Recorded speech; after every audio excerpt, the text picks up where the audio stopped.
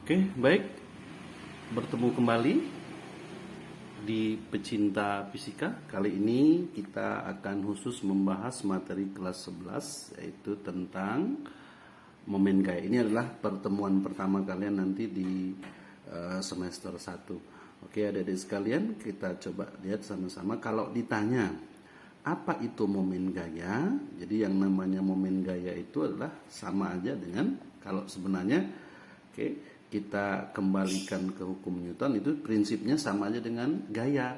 Jadi fungsinya untuk menggerakkan benda. Cuman bedanya kalau momen gaya untuk memutar, kalau gaya untuk membuat dia bergerak lurus. Oke, jadi secara pengertian momen gaya itu adalah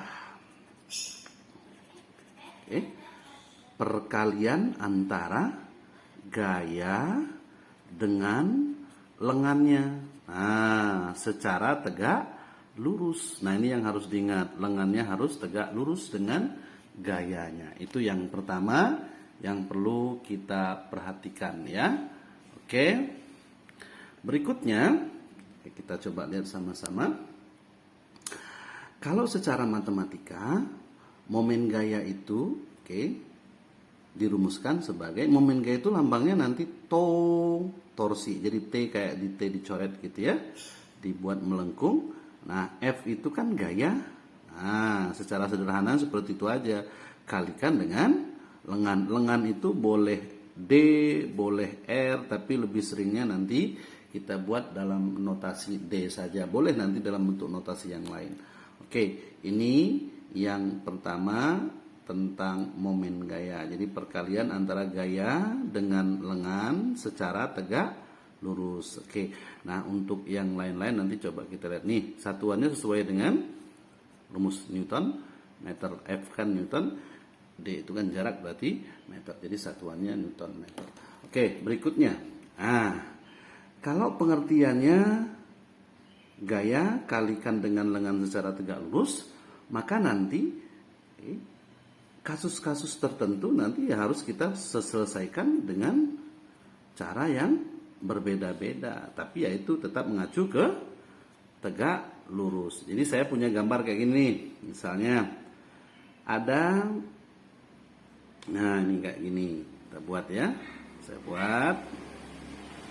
Ini ada gaya F, ini ada lengan gayanya, kemudian di sini ada sumbu putarnya, nih ya.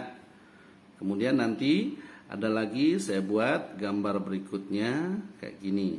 Nah, ini sumbu putarnya, kemudian ini lengannya, yang ini nanti F-nya. Oke, baik. Sikok lagi berarti kita ambil yang langsung. Yang ini saya buat dia langsung seperti ini ya. Oke, jadi ada buat 3 gambar saya buat sini. Ini lengannya sama ini nanti gaya dan ini sumbu putar.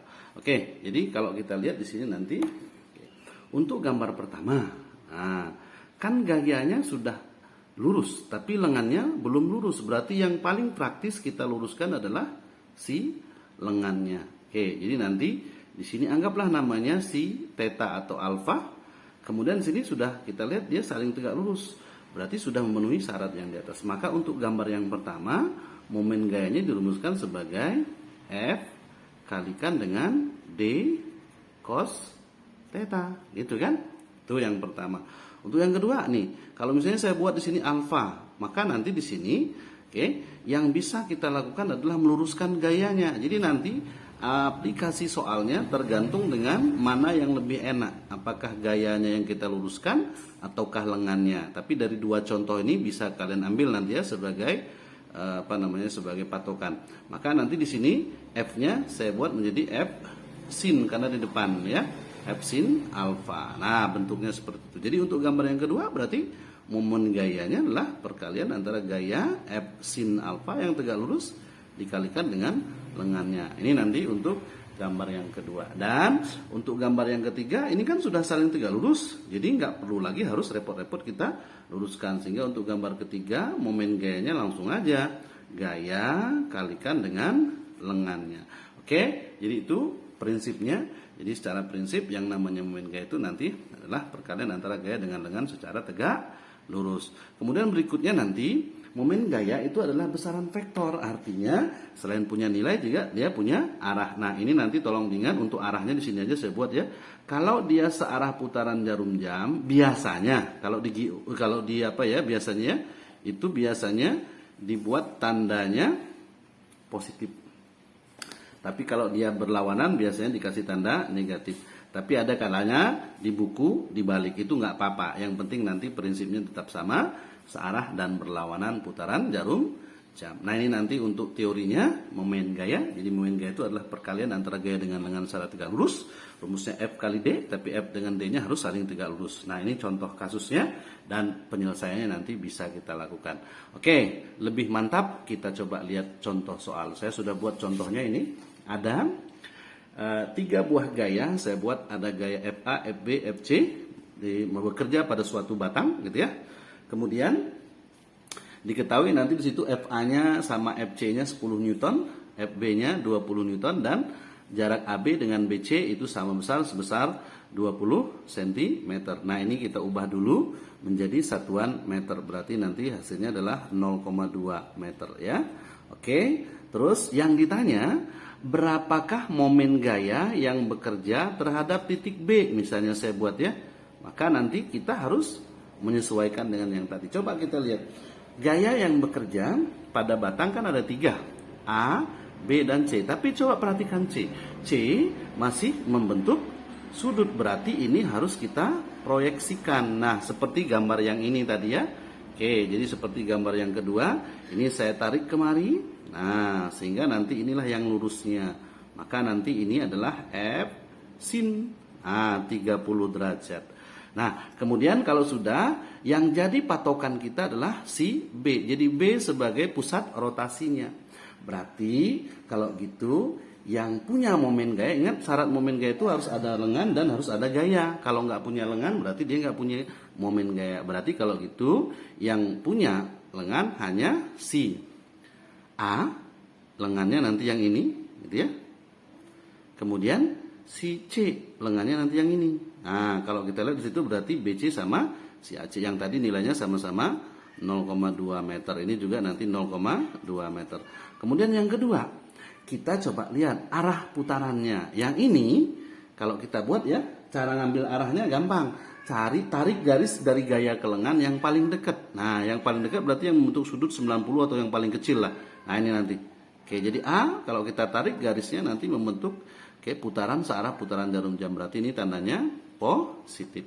Kemudian yang C kalau kita lihat nanti tarik garis seperti ini juga sama yang paling dekat berarti dia berlawanan sehingga tandanya nanti min. Kalau yang B gimana Pak? B nggak usah karena B nggak punya lengan berarti dia momen gayanya sama dengan 0. Sehingga kalau ditanya berapakah momen gaya total terhadap titik B, langsung saja kita buat torsi di B sama dengan, berarti yang positif dulu. FA kalikan lengannya tadi siapa? AB, gitu enggak? Nah, di sini tambah dengan gitu ya. FC kalikan dengan lengannya BC. Tapi hati-hati nanti tandanya harus jadi minus. Kenapa? Karena dia berlawanan putaran jarum jam. Berarti nanti yang ini mau langsung minus nggak apa-apa. FA-nya tadi 10, AB-nya 0,2. Dikurang. Nah, dikurang FC di sini hati-hati. FC-nya adalah FC sin 30 karena yang kita ambil yang sudah lurus. Kalikan dengan 0,2 juga. Kenapa minus? Harus tahu minus karena dia berlawanan dengan putaran jarum jam. Berarti ini berapa nih? 10 kali 0,2 berarti 2 dikurang. Nih 10 juga FC kan? Dikalikan sin 30 setengah. Kalikan dengan 0,2. 0,2 dikali dengan 0,1. 0,2 bagi setengah, dikali setengah ya. Berarti 0,1. 0,1 dikali 10 berarti 1. Berarti jadinya nanti 2 dikurang 1. Berarti momen gaya total terhadap titik B nilainya nanti adalah sebesar dari hitungan kita berarti berapa? 1 Newton meter. Nah ini nanti bisa juga nanti kalian lanjut mencari berapakah momen gaya terhadap titik A, berapakah momen gaya terhadap titik C. Kalau terhadap titik A berarti yang bekerja adalah B sama C.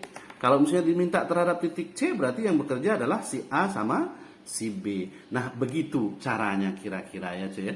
Jadi artinya nanti tolong diperhatikan paling tidak untuk modal kalian belajar di sekolah ya. Mungkin itu saja. Kalau ada yang kurang paham atau kurang mengerti, boleh kalian tanyakan di komentar atau khusus nanti ya. Baik, itu aja. Tetap sehat, tetap semangat. Saya akhiri, selamat bekerja dan selamat membahas soal-soal fisika. Assalamualaikum warahmatullahi wabarakatuh.